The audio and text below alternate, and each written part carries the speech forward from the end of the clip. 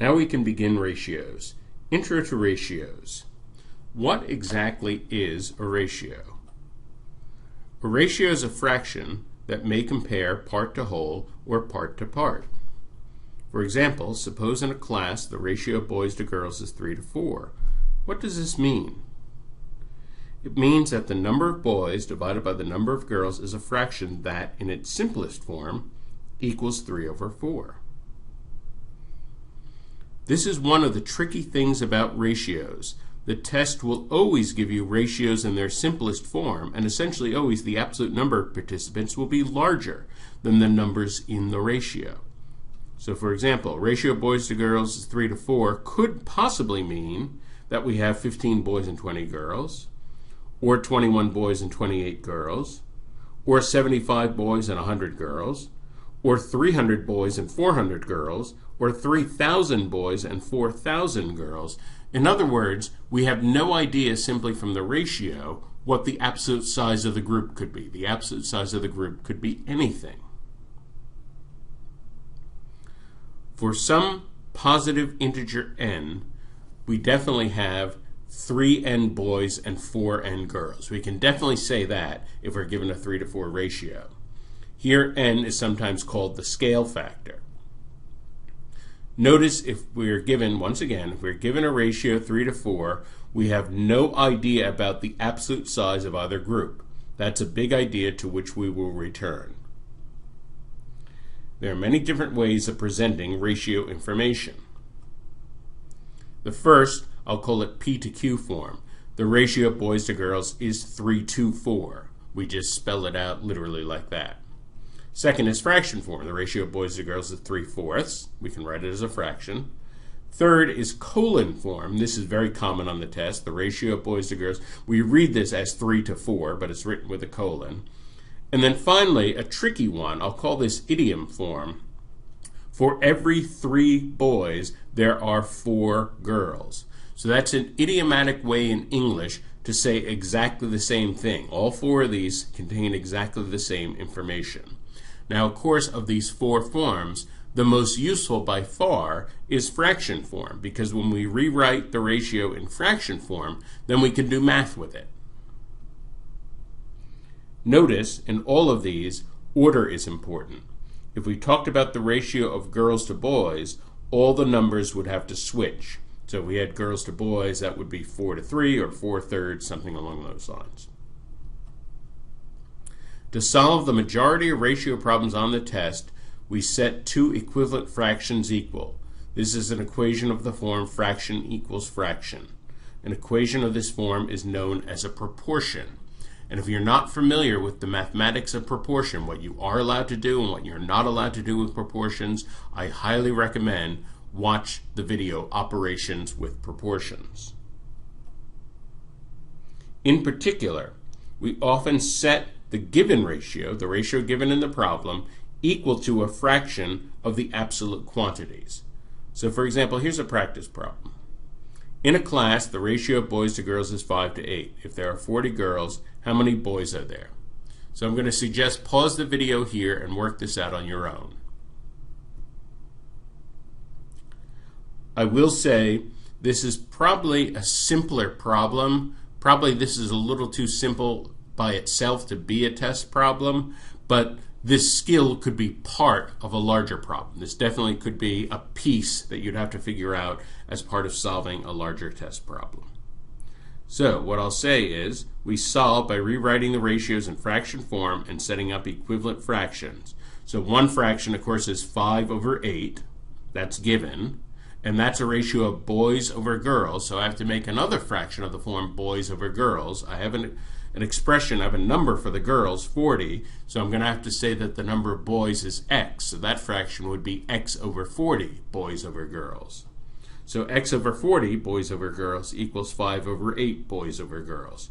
Make sure that both fractions, the numerators and denominators, represent the same things. Well, in this particular proportion, I notice there's a multiple of 8 in both the denominators. So I can cancel that multiple of 8 with what we've called horizontal cancellation, Once I've done that, then I'm free to cross multiply. I get 8 equals 25, which tells me there are 25 boys in the class. Here's another one. In a class, the ratio of boys to girls is 3 to 7. If there are 32 more girls than boys, how many boys are there? So again, I'll recommend pause the video, see if you can work this out on your own, and then I'll show the solution. Now, some people may be tempted to use algebra to solve this. So, for example, one could assign variables. B is the number of boys, G is the number of girls. We could set up two equations, B over G equals 3 over 7, G minus B equals 32. We'd have two equations with two unknowns. We would be able to use algebraic techniques to solve this, but that would be very long and time-consuming. So I would not recommend that particular approach. Instead, I'm going to show something much simpler. I'll just point out ratio information often allows for a number of elegant shortcuts. Here, I'm going to say, let's rewrite the given information in terms of scale factor. The fact that we have a ratio of 3 to 7 means we could say the number of boys is 3n, the number of girls is 7n. We don't know what n is, but in other words, we can rewrite this in terms of n. Well, then it's very clear that the difference, 7n minus 3n, is 4n. 4n equals 32. Well, immediately we can solve for n and then solve for the number of boys. So that's a much more elegant solution. Scale factor is the magical link between ratio information and information about full quantities. This is a powerful shortcut about which to know.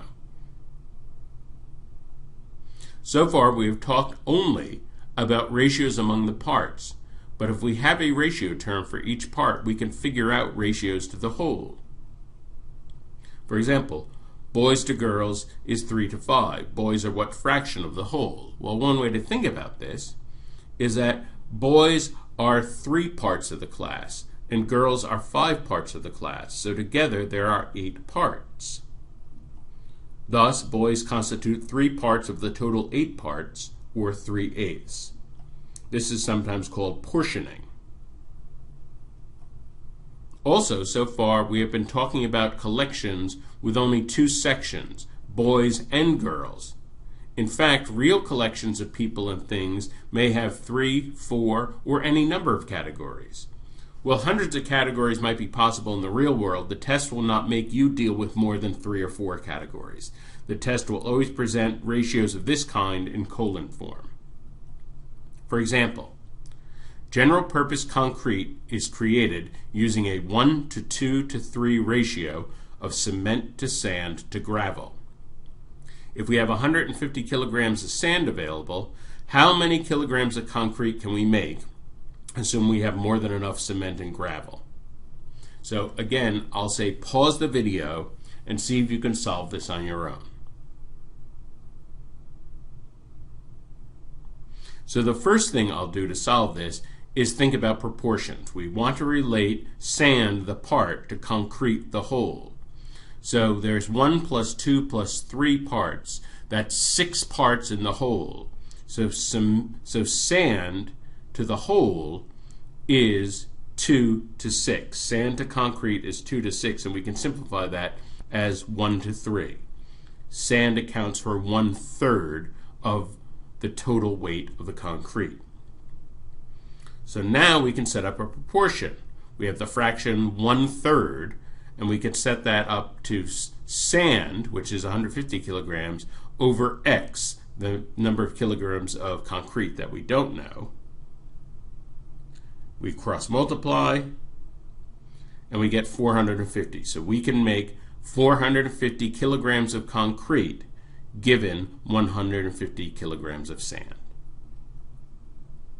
In summary, we talked about ratios and a little bit about what they mean and what they don't mean. In particular, they don't mean anything about the absolute size, the absolute quantities. We talked about the scale factor, a very powerful shortcut. We talked about the various notations. Fraction notation, of course, allows us to do math with the ratios, which is very important. We talked about using scale factor notation to simplify calculations, especially involving sums and differences. We talked about ratios of parts to whole, the idea of portioning, and we talked about ratios with 3 or more terms.